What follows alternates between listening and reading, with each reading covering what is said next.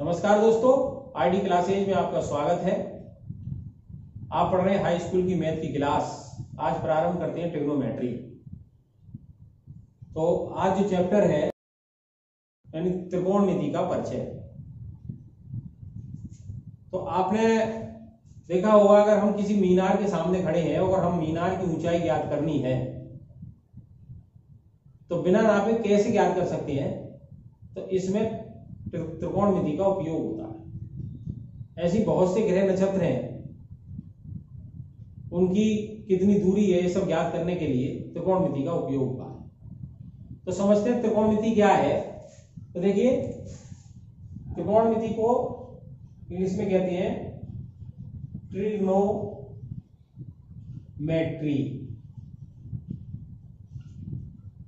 यहां ट्राई शब्द, ये टीआरआई का शब्द का जो ग्रीक भाषा में अर्थ है तीन,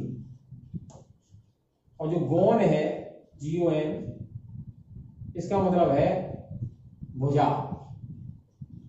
और जो मैट्री शब्द आई है वो मैट्रोन से बना है, इसका मतलब होता है मापन। क्या?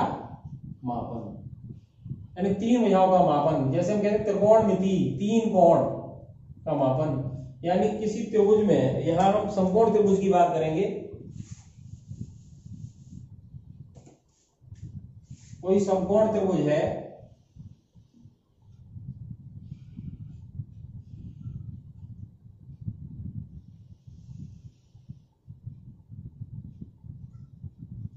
ABC, इसका B समकोण है, यानी ये 90 अंश है।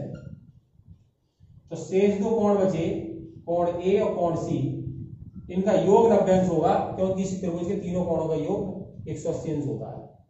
यानी कि ये दोनों कोण न्यून कोण है। कैसे? न्यून कोण। जो त्रिकोणमिति का जो हम यहाँ निर्णय करेंगे वो एक समकोण त्रिभुज में करेंगे, जिसके दो कोण न्यून कोण होंगे, एक कोण समकोण होगा। तो यहां समझना है हमें। अब कोण A के सापेक्ष हम बात करते हैं, यहां कोण A के सापेक्ष, ये चीज बड़ी ध्यान से समझनी है आपको। तो कोण A जिस रेखा पर है वो रेखा कहलाती है इसकी संलग्न भुजा।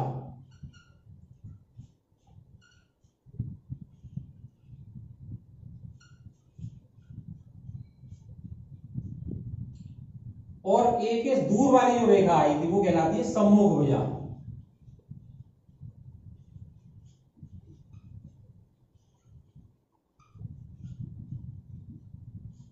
अगर कोण A की बात कर रहे हैं तो सम्मुख भुजा तो ये वाली होगी, यहां से दूर वाली स्थिति ऐसे ध्यान रखना है। और जो उसी कोण पर रेखा है वो संलग्न भुजा कहलाती है। क्या कहलाती है? संलग्न भुजा, कोण A के सापेक्ष। ठीक है, तो कोण A के सापेक्ष करेंगे तो जो सम्मुख भुजा होती है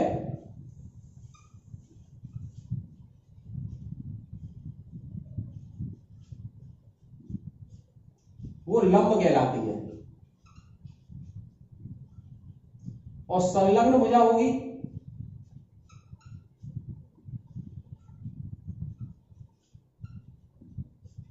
वो आधार कहलाती है। और 90 अंश के सामने के कोण के सामने, यानी 90 अंश वाली सम्मुख रेखा आएगी वो कर्ण कहलाती है। यानी AC यहां पर क्या है? कर्ण है। और लंब ये क्या हुआ यहां? BC। और आधार यहां क्या हुआ? AB। अब यही चीज हम कोण C के सापेक्ष करें, कोण C के सापेक्ष। तो C के सापेक्ष ध्यान रखना है, दूर वाली भुजा हो गई ये क्या हो जाएगी? सामने की AB हो जाएगी। अब है ना, कोण C के सापेक्ष में AB जो भुजा है वो सम्मुख भुजा हो गई। कैसी हो गई? सम्मुख। C के लिए सम्मुख भुजा।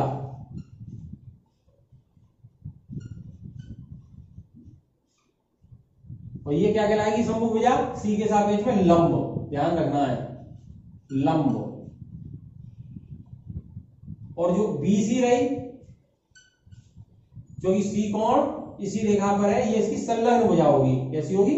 संलग्न भुजा। क्या होगी?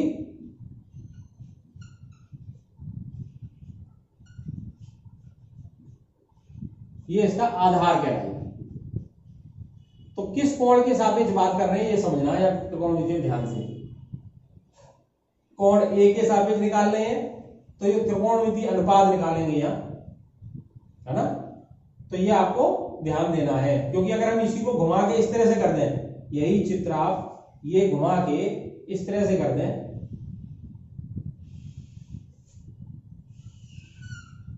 ये घुमा दिया तो बी ए क्या हो गई, ये हो गई बी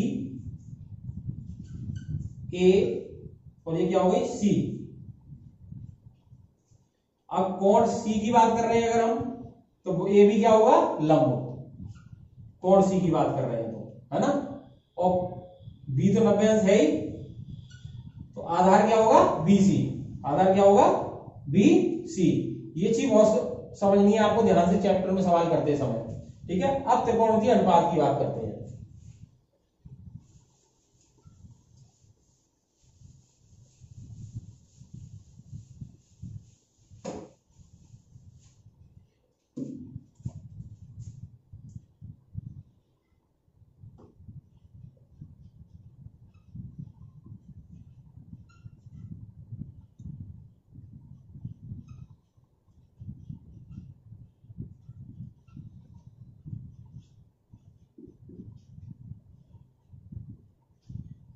तो देखिए भुजाओं का अनुपात लेते हैं यहां से, ठीक है ना। 3 भुजाएं आपकी आई थी, लंब, आधार, कर्ण।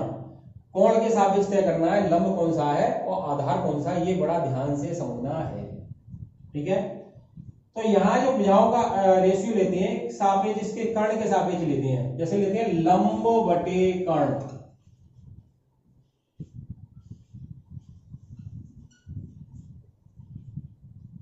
ठीक है। अब लंब और तय करेंगे कौन सा, कर्ण तो फिक्स है हमारा AC है, लंब बटे कर्ण। एक रेशियो आपका ये आ सकता है लंब बटे कर्ण। दूसरा रेशियो आपका आ सकता है आधार बटे कर्ण।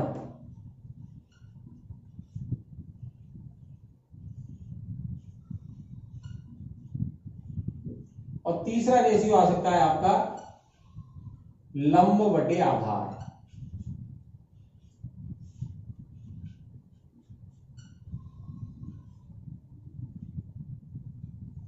ठीक है, इन 3 रेशियो की बात करते हैं, उसके बाद 3 रेशियो को फिर बात करेंगे अभी। तो तीन रेशियो जो हमारे हैं ये लंब भुजा। अब लंब भुजा अगर कौन सी मान रहे हैं हम, अगर लंब ये मानते हैं तो किसके लिए होगा, कोण ए की बात हो रही है, ठीक है ना। तो कोण ए के सापेक्ष लेके चल रहे हैं, किसके सापेक्ष, कोण ए के सापेक्ष,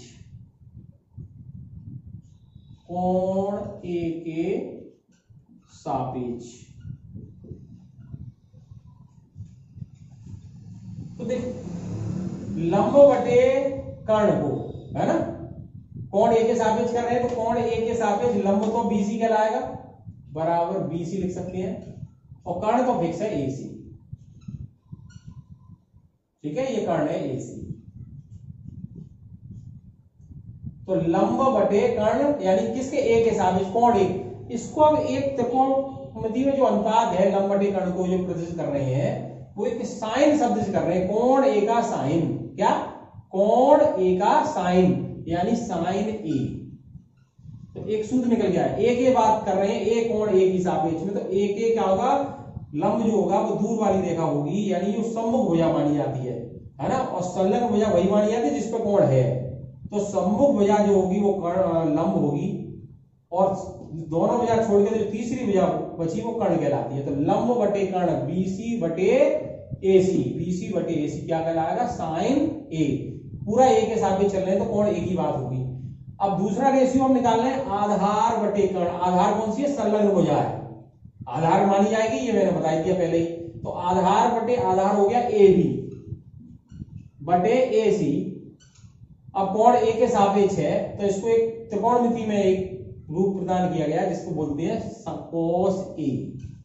क्या बोलते हैं, cos A। A के सापेक्ष चल रहे हैं, कोण A की बात कर रहे हैं, तो कौन सी भुजा लंब होगी, कौन सी आधार होगी, ये फिक्स कर लिया आपने। अब क्या करते हैं, जो अनुपात है उसको उस कोण का साइन से बदल करते हैं, उस कोण को cos से बदल करते हैं। तो साइन A बराबर लंब बटे कर्ण, cos A बराबर आधार बटे कर्ण, यानी आधार या AB बटे AC। ऐसे ही लंब बटे आधार जो व्यक्त कर रहे हैं, A की बात कर रहे हैं तो लंब तो यही रहेगा BC, BC बटे आधार क्या है AB। इसको एक अन्य प्रतीक है आपका, उसे बोलते हैं tan। क्या बोलते हैं? tan A। ये 3 सूत्र निकल के आए, sin A बराबर लंब बटे कर्ण, cos A बराबर आधार बटे कर्ण, tan A बराबर लंब बटे आधार। ये 3 सूत्र तो आपको याद करने हैं सामान्य में। एक कोण को हम जितना दे रखा है, अगर थीटा कोण दे रखा है, फाई कोण दे रखा है, तो sin थीटा बराबर लंब बटे कर्ण। अब त्रिभुज में आपको वही चेक करना है, ये तो जनरल है, आपने त्रिभुज भी नहीं बनाया। sin A बराबर आपने याद कर लिया लंब बटे कर्ण, cos A बराबर होता है आधार बटे कर्ण, और tan A बराबर होता है लंब बटे आधार, है ना। 3 भुजाएं जो होती हैं लंब आधार कर्ण, उनके रेशियो आपने निकाली। इनको अगर 3 रेशियो और आएंगे तो चौथा रेशियो आएगा, अगर इस वाले को उल्टा कर दें, कर्ण बटे लंब, कर्ण बटे लंब, तो जो हो जाएगा AC बटे BC बराबर क्या हो जाएगा, है ना, वो बराबर sin A का उल्टा हो जाता है cosec A। कोण A की बात कर रहे हैं, cosec A।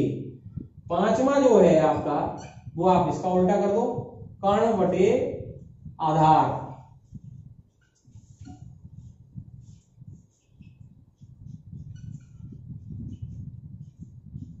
तो कर्ण बटे आधार जो आ जाएगा वो आपका cos वाले का उल्टा हो जाएगा, यानी AC बटे AB। ये आपका हो जाएगा आपका जो sec A। अब तीसरे वाले को भी आप उल्टा कर देंगे तो एक और छठा आ जाएगा आपका आधार बटे लंब,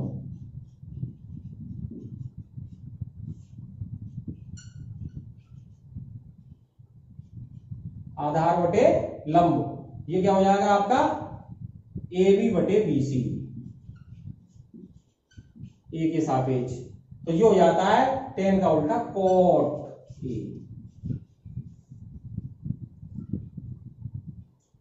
ठीक है, वैसे तो इसको ज्या कोज्या इस तरह से बोलते हैं हिंदी में, पर आपको ये sin A बराबर क्या याद हो गया, लंब बटे कर्ण, cos A बराबर याद हो जाना चाहिए आधार बटे कर्ण, tan A बराबर हो जाना चाहिए लंब बटे आधार। अब इन तीनों को उल्टा करेंगे तो कर्ण बटे लंब cosec A के बराबर, कर्ण बटे आधार sec A के बराबर, और आधार बटे लंब cot A के बराबर। ये 6 रेशियो बनते हैं इसमें। ठीक है, कोण A के सापेक्ष मैंने बताया था इसको, ठीक है ना।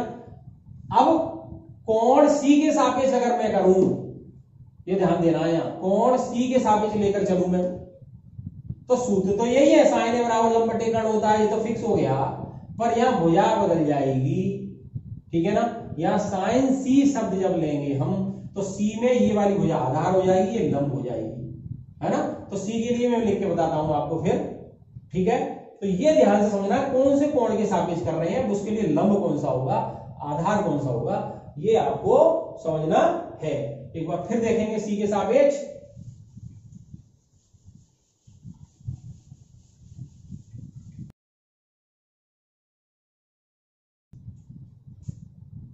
कोण C के सापेक्ष,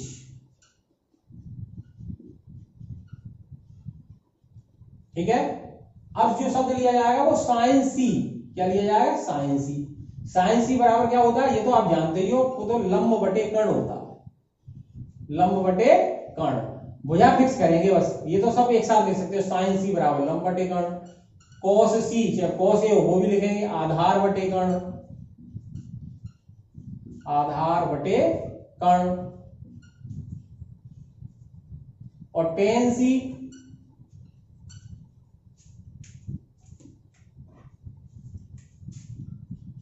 लंब बटे आधार,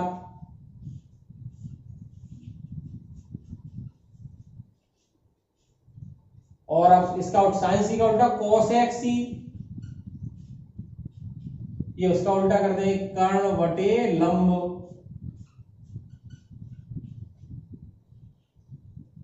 और sec C ये कर्ण बटे आधार,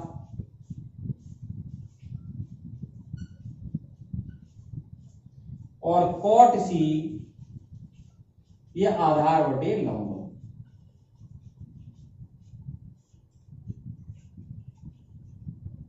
परंतु क्योंकि एक बार मान लो ए के पदों में निकलवाए, एक बार सी के पदों में निकलवाए। अब सी के पदों में निकलवा रहा है तो आपको कौन सी भुजा लगानी है, तो लंब कौन सा होगा ये समझना है। लंब कौन सा होगा, ध्यान आ गई, जिस पर सी है वो तो संलग्न भुजा हो जाएगी, वो आधार कहलाएगा, और दूर वाली भुजा बची जो वो लंब कहलाएगा। इसलिए सी के लिए जब लंब लेंगे तो क्या आएगा, ए बी, क्या आएगा, ए बी बटे क्या आएगा, कर्ण ए सी।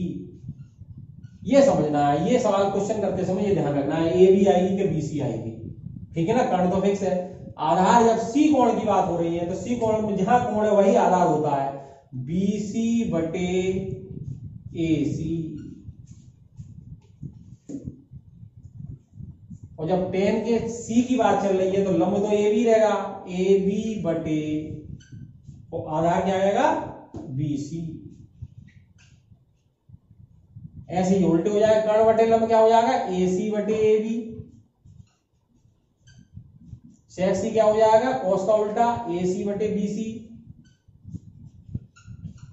और आधार बटे लंब क्या हो जाएगा आपका, बी सी बटे ए बी, बी सी बटे ए बी। ये 6 रेशियो समझ में आना चाहिए, किस कोण के सापेक्ष कर रहे हैं, ये बात जरूर ध्यान है। इसको क्वेश्चन से समझेंगे अभी, है ना। ये सूत्र याद करने के लिए एक तरीका और याद रख लेना, वो मैं बता दे रहा हूं अभी आपको।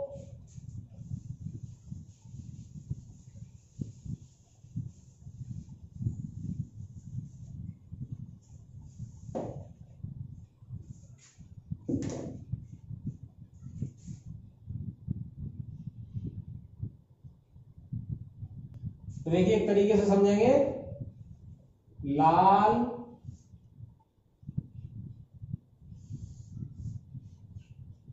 के ए, लंब बटे कर्ण, पहले वाले को बोलना साइन। साइन का अकेला महत्व कोण के साथ ही लेंगे, साइन ये होगा या साइन सी होगा, बस। तो आपको बुझा दे रहा, सी है तो लंब ये वाला होगा, ए है तो लंब ये होगा, ये ध्यान रखना है। तो साइन के लिए लंब बटे कर्ण होगा, कॉस के लिए आधार बटे कर्ण होगा, और टेन के लिए लंब बटे आधार होगा। जब उल्टा करना है तो नीचे से ले लो, तो कर्ण बटे लंब हो गया साइन का उल्टा कॉस है, कर्ण बटे आधार हो गया कॉस का उल्टा सेक, और आधार बटे लंब हो गया टेन का उल्टा कॉट। या साइन ए क्या है, लंब बटे कर्ण, कॉस ए क्या है, आधार बटे कर्ण, टेन ए बराबर क्या, लंब बटे आधार। कॉस ए का सूत्र कर्ण बटे लंब, सेक ए का सूत्र कर्ण बटे आधार, कोट ए का सूत्र आधार बटे लंब, ठीक है। चाहे ए का हो चाहे सी का हो, बस भुजा बदलेगी, ये ध्यान रख किसका निकालना है। तो उस समय नाप जो आप देखेंगे कौन सी भुजा रखेंगे, बस ये समझना है, वो मैंने अच्छी तरह आपको समझा दी। अब एक क्वेश्चन से समझेंगे।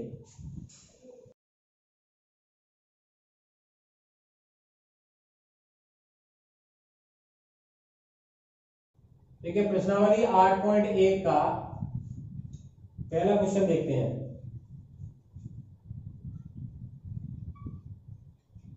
त्रिभुज एबीसी में कोण भी समकोण है।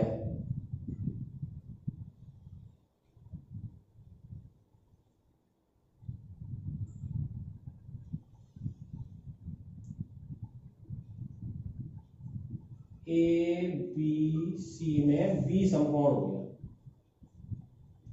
ए बी 24 है, ये 24 है, बीसी 7 है, ये 7 है सेंटीमीटर। निम्नलिखित के मान निकालने हैं आपको। पहला है sign A cos A, second है साइन सी कॉस सी। इससे समझ में आ जाएगा आपके कोण में, ठीक है। अब आपके पास देखो ये तीनों भुजाओं की अनुपात जरूरत पड़ती है इसमें, यानी कर्ण की जरूरत पड़ेगी, है ना। अब ये दो भुजाएं दे रखी है, लंब और आधार, ठीक है। अब ए के सापेक्ष कौन सा लंब है और कौन सा आधार है, ये कंफर्म करना है कोण के सापेक्ष। ये बाद में करते हैं, पहले ए सी निकाल लेते हैं। हम बस ये जानते हैं समकोण त्रिभुज में सबसे बड़ी भुजा का वर्ग ए सी का वर्ग जो होता है, यानी कर्ण का वर्ग शेष दो भुजाओं के वर्गों का योग होता है ना। यानी कि ए बी का वर्ग अब चाहे ये आधार हो सकती है, चाहे लंब हो सकती है, और दूसरी BC का वर्ग, एक लंब का वर्ग एक आधार का वर्ग, कोई सी आधार हो सकती है, कोई सी लंब हो सकती है। ठीक है, तो AC का वर्ग क्या आ जाएगा, AB का वर्ग 24 का वर्ग, और BC का वर्ग कितना आ जाएगा 7 का वर्ग। तो AC वर्ग बराबर हो गया 24 24 का होता है 576, और ये होता है 49। ये जोड़ेंगे 9 10 15 के 5, यहां से ले 7 11 12 के 2, यहां से ले 625 AC का वर्ग। तो AC बराबर इसका वर्गमूल हो जाएगा 625। तो AC बराबर आपकी आ गई 25, यानी ये भुजा 25 आ गई। एक तो ये भुजा निकाल लेंगे आप पहले से। अब क्वेश्चन की बात करेंगे।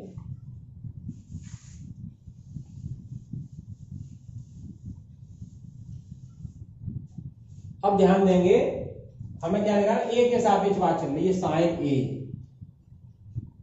ये ध्यान रखना, साइन का बिना कोण के कोई अस्तित्व नहीं है, यानी ए का साइन लेना है ना, साइन ए।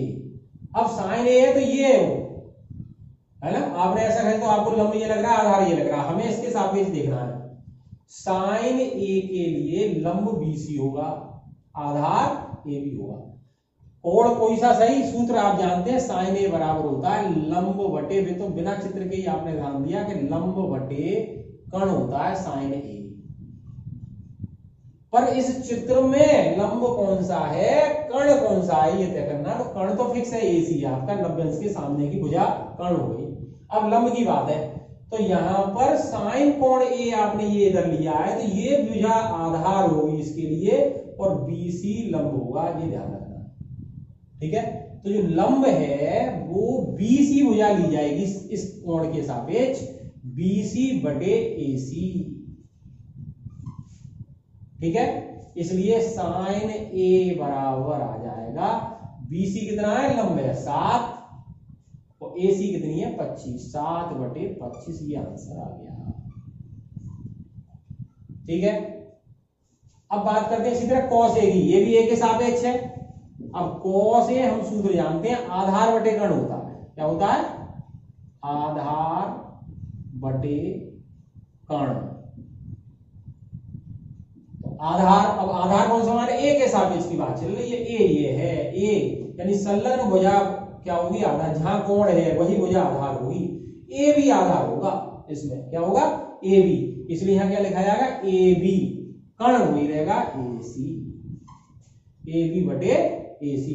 इसलिए cos A बराबर आपका आ जाएगा, ए बी की जगह कितना आ जाएगा 24, और AC की जगह कितना आ जाएगा 25। ये आंसर आ गया। ये पहला पार्ट हो गया आपका, फर्स्ट पार्ट के दोनों पार्ट हो गए। ठीक है, कोण A के सापेक्ष की बात चल रही थी, ध्यान में आ गया होगा आपका सूत्र। अब इसी तरह सेकंड देखते हैं।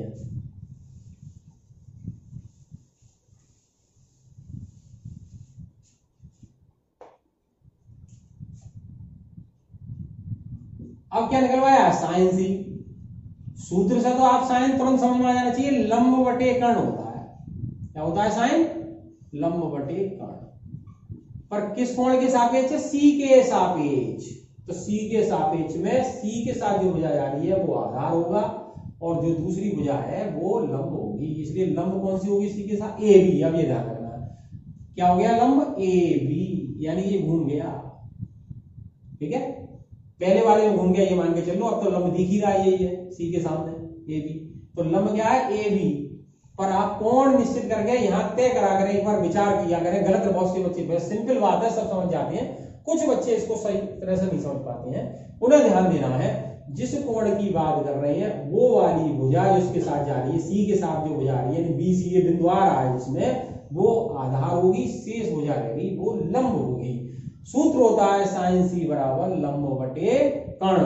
तो लंब क्या कहलाएगा AB, और कर्ण क्या होगी AC।